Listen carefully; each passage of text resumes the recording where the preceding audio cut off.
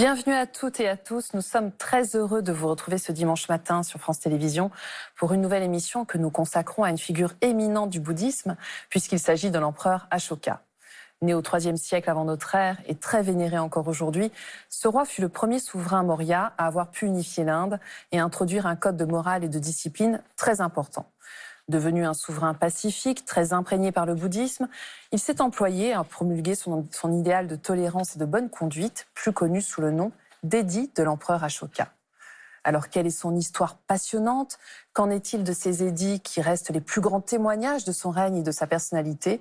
Quel impact a eu sa conversion au bouddhisme sur sa manière de diriger son empire?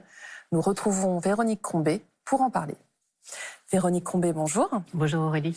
Vous êtes bouddhiste dans la tradition Theravada, conférencière de l'établissement public de la Réunion des musées nationaux Grand Palais. Merci beaucoup d'être avec nous aujourd'hui.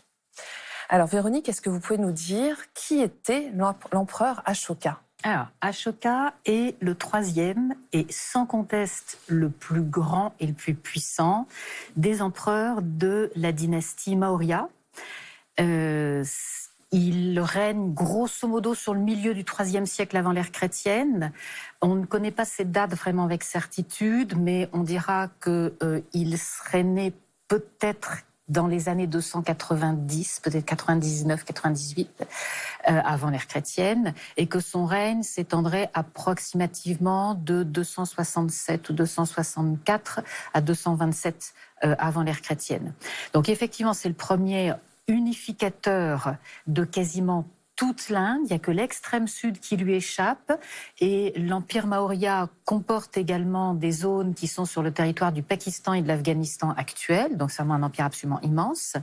C'est également le premier règne pour lequel on a un nombre important de documents historiques fiables écrits, premier témoignage artistique de l'histoire de l'art de l'Inde, et point très important aussi, c'est donc le premier souverain qui opte pour le bouddhisme comme religion personnelle, qui va en être un protecteur zélé, et c'est l'artisan de la première vraie grande expansion du bouddhisme.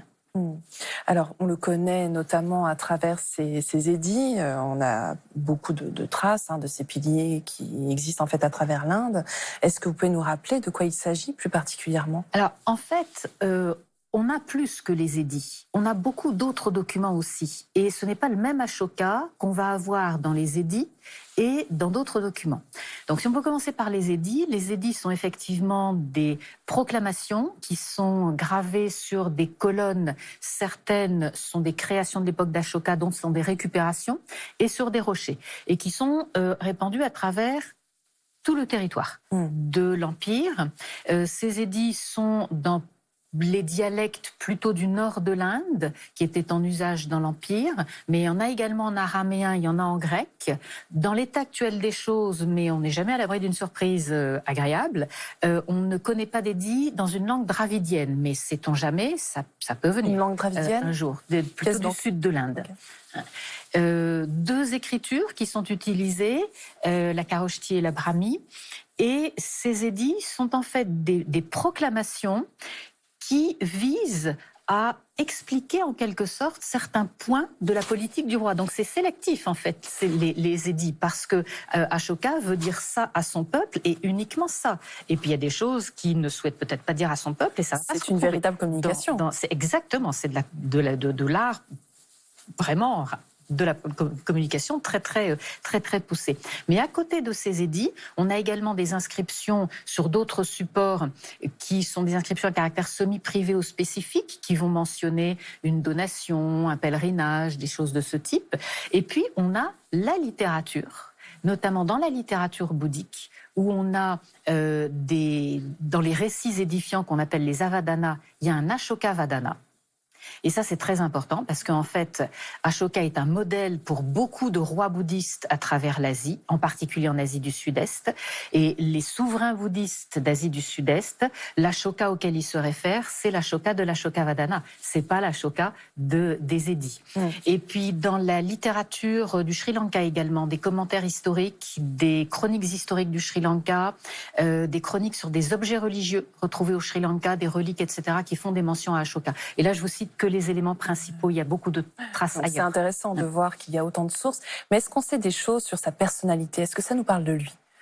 Alors, l'Ashoka Vadana, évidemment, on va parler de lui. Certains points, quand même, dans les édits parlent de lui, mais c'est quand même à prendre avec prudence, parce que d'une certaine manière, il y a un peu de propagande dans les édits, et l'Ashoka Vadana, c'est un Avadana, donc il y a forcément des éléments légendaires, des choses qu'on a gonflées, etc. Et puis, il y a des informations qui sont quand même de deuxième, de troisième ou de quatrième main, donc qui ont été mises par écrit comme assez tard par rapport au règne d'Ashoka. Mais alors, racontez-nous son accession au pouvoir, parce que c'est assez particulier. Alors, absolument. Alors, la dynastie Maurya, pour resituer, est fondée quelque part vers 323 avant l'ère chrétienne par un aventurier aux origines assez obscures que l'on connaît sous le nom de Chandragupta Maurya, qui aurait opté pour le jaïnisme à la fin de son règne. Lui succède Bindusara, sur lequel on ne sait pas grand-chose, et Ashoka est en fait un fils cadet. Donc il n'est pas héritier au trône, bien qu'apparemment fils d'une première reine, mais il y avait déjà un fils né antérieurement qui avait été choisi pour être l'héritier. Donc dans sa jeunesse, il aurait, d'après certaines sources, été détesté par son père en raison de sa laideur. Néanmoins, il est chargé de missions importantes, donc il doit aller mater des révoltes dans l'Empire. Il va être vice-roi dans plusieurs endroits, et notamment vice-roi d'Ujjain, qui était une région importante de l'Empire. Et pendant cette période-là, il contracte un mariage coutumier avec la fille d'un chef de guilde, avec laquelle il aura 2 enfants qui vont jouer un rôle très important ultérieurement. C'est-à-dire, Véronique Crombé? Ce sont 2 enfants qui vont rentrer dans la communauté monastique. En tant qu'il y avait un garçon et une fille, donc moine et nonne, et qui seront appelés à jouer un rôle fondamental dans l'expansion du bouddhisme, puisqu'ils feront partie de ceux qui seront envoyés en mission dans le cadre de l'expansion du bouddhisme plus tard. Alors justement, revenons à cette conversion au bouddhisme d'Ashoka. Comment est-ce que ça se passe? Alors, la conversion, en fait, tout le monde est d'accord sur le fait que Ashoka a choisi le bouddhisme comme religion personnelle. Les bouddhistes considèrent que c'est intervenu après une conquête particulièrement sanglante au Kalinga, qui se situe à peu près sur l'Orissa actuelle. Mais en réalité, quand on va regarder les sources, les raisons sont beaucoup plus variées. Donc, on n'a pas le temps ici de faire tout le détail de différentes versions. On fait essaie de faire une espèce de synthèse. Donc, Ashoka accède au pouvoir alors que ça n'est pas lui l'héritier légitime. Donc, il y a une guerre de succession qui ne s'est pas faite dans la douceur. Et il y a des sources qui se réfèrent à Ashoka pour cette période-là sous le nom de Chanda Ashoka, c'est Ashoka le cruel. Il fait massacrer, donc bien évidemment, l'héritier légitime, toute une partie, sinon la totalité de ses demi-frères. Et il se fait consacrer, sans doute selon les rites brahmaniques, 4 ans seulement après son accession sanglante au pouvoir. Donc à partir de ce moment-là, on compte en années de règne. Et donc, dès le début de son règne, manifestement, ça fait partie intégrante de la personnalité d'Ashoka de s'intéresser aux traditions religieuses. Oui, d'ailleurs, il sera vraiment... il se battra pour la tolérance. C'est vraiment quelqu'un qui va mettre en avant... Ça, en même temps, ça fait partie de l'idéal du bon roi indien. Ça dépasse Ashoka.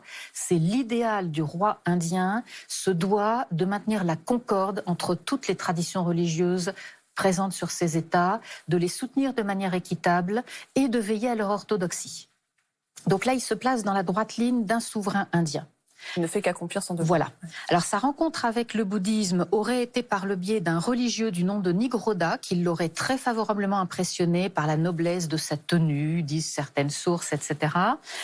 Et arrive la 7e année de son règne où il s'interroge, peut-il être considéré comme le pilier du soutien du bouddhisme dans ces États? Et la réponse est non, tant que quelqu'un de son sang ne sera pas rentré dans la communauté sous l'habit religieux. Et c'est à ce moment-là que les 2 enfants dont on a parlé il y a une minute rentrent dans les ordres et deviennent le vénérable Mahinda et la nonne Sangamita. Et c'est la 9e année de son règne seulement, alors que Ashoka est très au fait du bouddhisme, qu'il est un pieux laïque, qui fait des donations à la communauté, qui soutient les moines, il est très connu aussi etc. pour son œuvre humanitaire. 9e année a lieu la conquête du Kalinga. Donc c'est un roi qui est bouddhiste, qui est parfaitement au courant des choses, mais qui mène quand même. Et ce qui est intéressant, c'est qu'il y a certains édits qui présentent cette conquête du Kalinga comme inévitable. Et ça, c'est très important, ça met le doigt sur le dilemme permanent auquel fait face un roi bouddhiste, parce qu'à la base, on ne peut pas à la fois remplir les devoirs d'un roi et être bouddhiste. Pourtant, il y a des rois bouddhistes. Et donc, alors, très vraisemblablement que les destructions, des massacres qui ont eu lieu pendant cette guerre ont renforcé Ashoka, mais ses devoirs de roi, à l'époque, lui imposaient de mener cette guerre, si on en croit ce qu'indiquent les édits. Alors, il y a un moment qui est absolument incontournable, c'est le conseil de Sangha Paliputra. Qu'est-ce qui se passe à ce moment-là, Véronique Crombé? Alors, ça se situe en fait dans la lignée de conciles, donc 1 an au maximum après la disparition du Bouddha, un premier concile a été réuni pour mettre en ordre de manière orale les enseignements du Bouddha. Une centaine d'années après, on a des dissensions dans la communauté, ce qui provoque la réunion d'un nouveau concile à Vaishali. Et quelques années seulement après Vaishali, on réunit un premier concile qu'il ne faut pas confondre avec ce que va faire Ashoka ultérieurement. Et ce premier concile de Pataliputra, c'est celui dans lequel on va commencer à avoir des éclatements en sectes à l'intérieur du bouddhisme, notamment les Staviras, très orthodoxes, et les Mahasanghikas, qui suivent un religieux du nom de Mahadeva, qui remettait en cause l'infaillibilité de l'Arhat.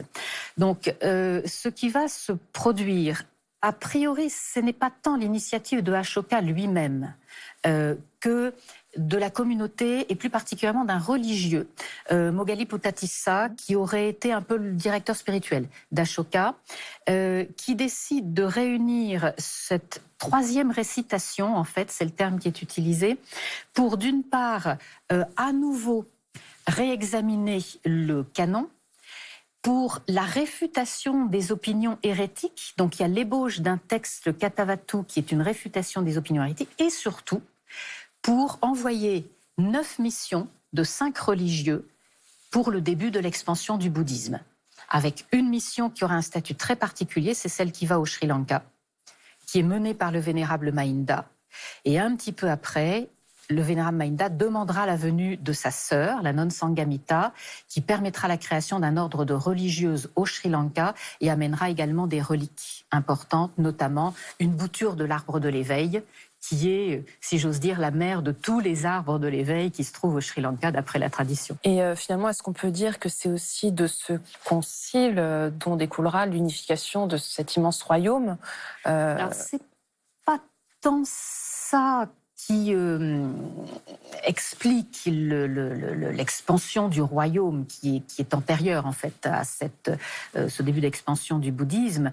Mais en tout cas, et c'est particulièrement marqué pour le Sri Lanka, il était prévu que pour quasiment toutes les missions, les religieux qui étaient partis reviennent ensuite dans leur établissement d'origine, sauf pour la mission au Sri Lanka, où tous les deux ont terminé leur carrière. Et en plus, cette mission au Sri Lanka était accompagnée par des princes de la famille Maurya. Et donc, il y a, outre l'expansion du bouddhisme, il y a aussi toute une influence culturelle, des relations diplomatiques plus étroites qui se sont créées entre l'Inde et le Sri Lanka à l'époque d'Ashoka. Merci infiniment, Véronique Crombé. Je vous en prie. Et si vous souhaitez aller plus loin, voici quelques livres que nous vous proposons, avec tout d'abord les inscriptions d'Ashoka aux éditions Les Belles Lettres, traduites et commentées par Jules Bloch. Les édits de l'empereur Ashoka de Paravaira Chandaratana aux éditions Aquarius. Et enfin, les rapports de l'Inde et de l'Occident, des origines au règne d'Ashoka de Bernard de Gives aux éditions Les Indes savantes. C'est la fin de cette émission. Vous pouvez la revoir pendant 1 mois sur France TV. Nous vous souhaitons une très belle journée. Merci de votre fidélité.